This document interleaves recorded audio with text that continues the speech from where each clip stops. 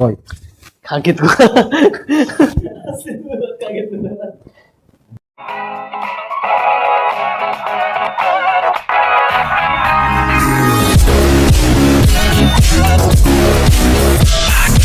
Iya, ada apa nih dengan pelayanan yang mau ditanyain? terkadang gue suka ngeliat nih ya,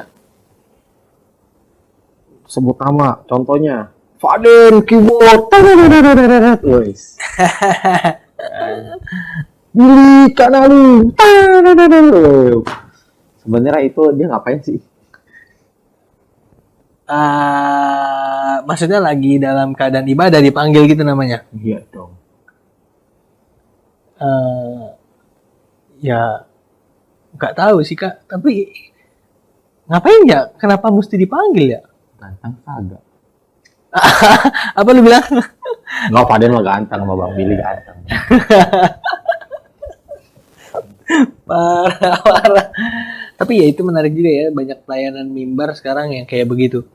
Seneng banget kalau misalnya dia dipanggil namanya terus dia lagi ngelakuin yang namanya solo. Apalagi ya pemain-pemain musik sering banget kan kalau misalnya lagi pelayanan tiba-tiba namanya disebut solo. Ini pertanyaannya adalah, well ini sebenarnya lagi pelayanan atau lagi konser? Bukan pemain musik aja, kadang juga WL juga banyak yang terlalu banyak improve, Kayak gimana emang kalau well improve nih? ya kan?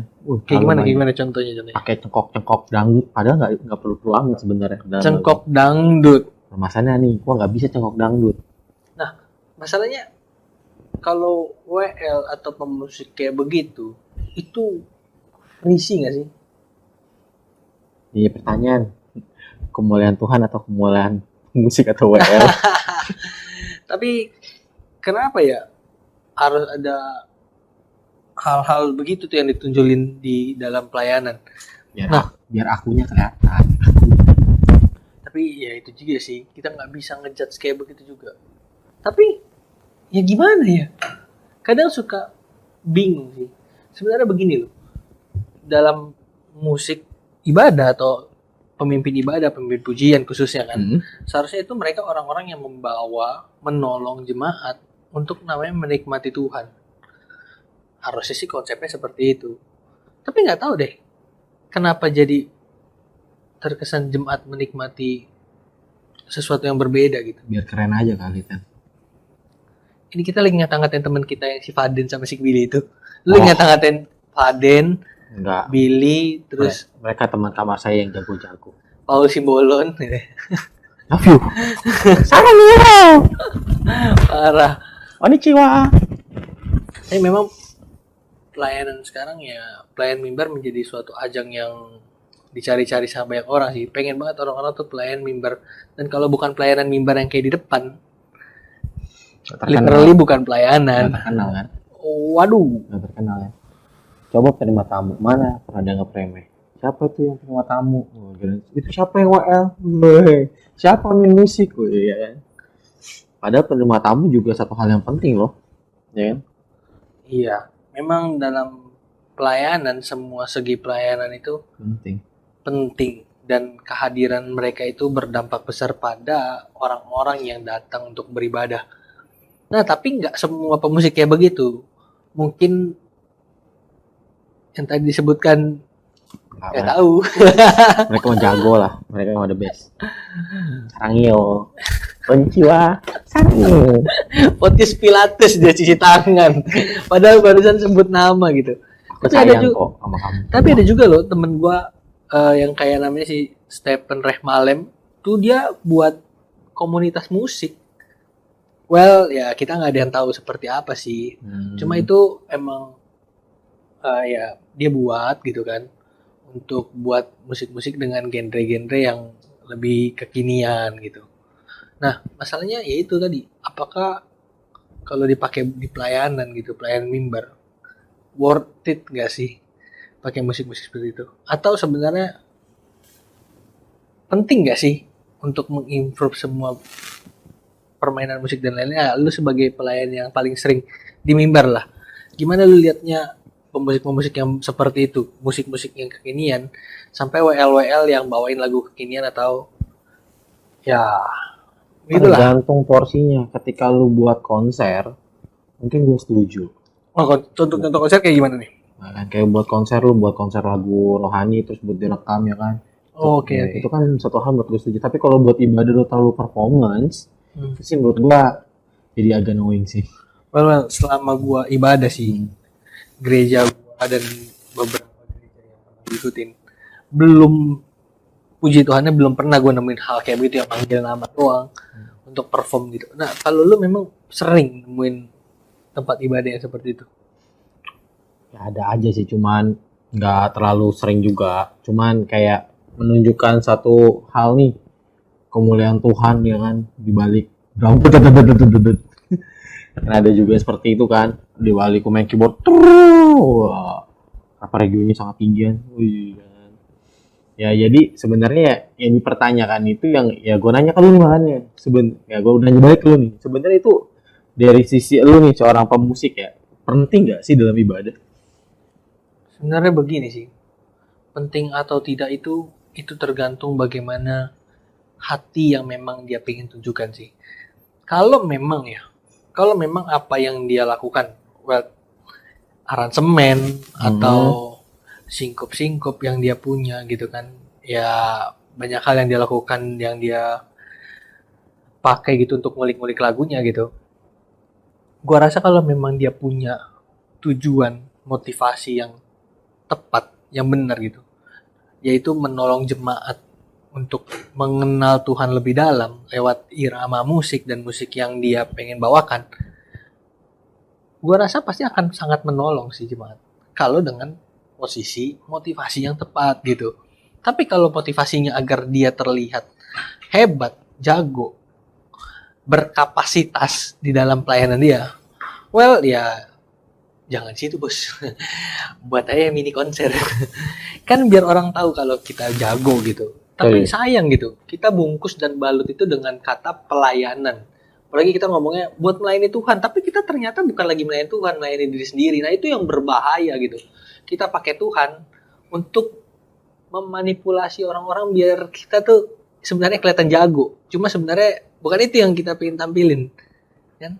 Bukan Tuhan yang pengen kita tampilin, tapi diri kita itu kita lagi memanipulasi orang-orang. Kesempatan, ajang dilihat orang. Iya. Apakah ini Indonesian Idol?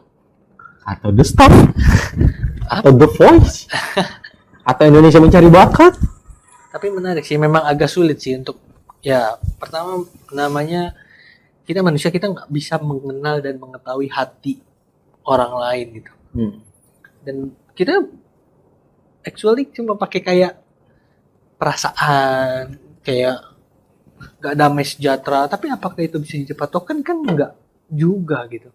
Karena damai sejahtera dalam diri kita ketika kita pelayanan itu bukan hanya bicara soal musik dan lain-lain gitu.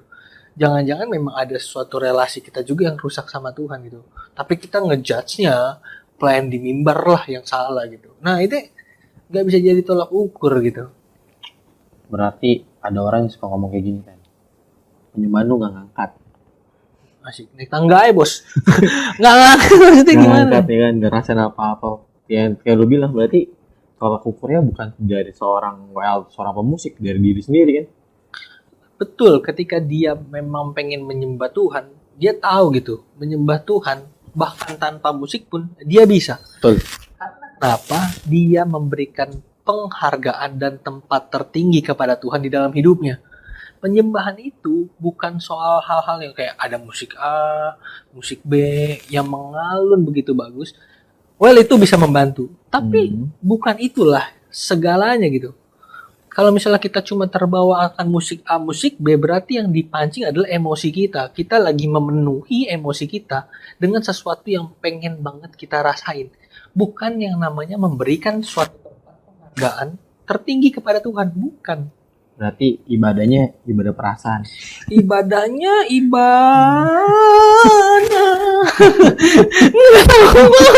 ngomong coy. Saya nanya dong. Ibadah perasaan kah? Berani mention lah ya Paden, coba tanya Paden. Saya sayang Paden, sarangeo, konnichiwa. Kita langsung satu oknum. Enggak Paden ya. Paden Wenas. Lebih jelas. Paul. Simbolon. Jangan kita sebut-sebut nama, itu udah jadi bapak dia tuh. Oh ya, jadi bapak ya. Bahaya sekali. Tapi itu memang teman-teman baik kita ya. Mereka emang orang-orang yang terlibat dalam dunia pelayanan yang khususnya dalam bidang musik. Dan Nah, mereka dan kita juga ngobrolnya bukan sehari 2 hari, 9 bulan kita satu kamar. Bulan. Ya tapi itu memang ya teman-teman pasti juga banyak yang tadi kita sebut namanya punya kerinduan yang besar gitu untuk pelayanan musik di gereja gitu. Betul. Tapi ya sayangnya ada beberapa oknum yang memanfaatkan itu untuk kepentingan diri mereka sih. Sehingga Meninggalkan esensi ibadah sehingga ibadah sesungguhnya digeser dengan permainan orkestra yang begitu indah. Kena tas gitu kan. Ya kita nggak tahu lah ya. Tapi memang satu sih kita nggak bisa ngejudge. Mungkin ada yang bisa ngerasain, teman itu nggak bisa jadi tolak ukur mutlak. Makanya lebih baik ketika kita ibadah, kalau kita memfokuskan diri kita sama Tuhan, well pasti kita akan mengalami perjumpaan dengan Tuhan sih. Mau seburuk apapun ibadahnya, walaupun ibadah itu cuma pakai gitar kosong lagi, gitar kayu doang, gitar akustik gitu, gitar kosong gimana caranya ya? Ya gitar kayu doang, ataupun cuma tepuk tangan doang. Banyak kok ibadah-ibadah tempat-tempat lain. Tapi mereka nikmati Tuhan, penyembahannya luar biasa. Iya tuh, mereka tetap mengalami perjumpaan dengan Tuhan karena mereka tahu ketika mereka datang, yang mereka cari bukan sensasi emosional semata, tapi bagaimana mengalami perjumpaan dengan Tuhan. Itu pribadi dengan Tuhan. Ya, nggak pribadi dong, komunal, rame-rame kan ibadah. Komunal ya. Kalau sendiri doa aja. Tapi lu sendiri ya sebagai lu pernah nggak sih ngalamin hal kayak gitu? Ya, pernah. Jujur aja lah, jujur. Apalagi ketika ada lagu baru gitu ya, wih. Apalagi lagu genre gue banget nih, suara gue banget nih. Ya, gue nunjukin lah kayak gue yang WL-nya.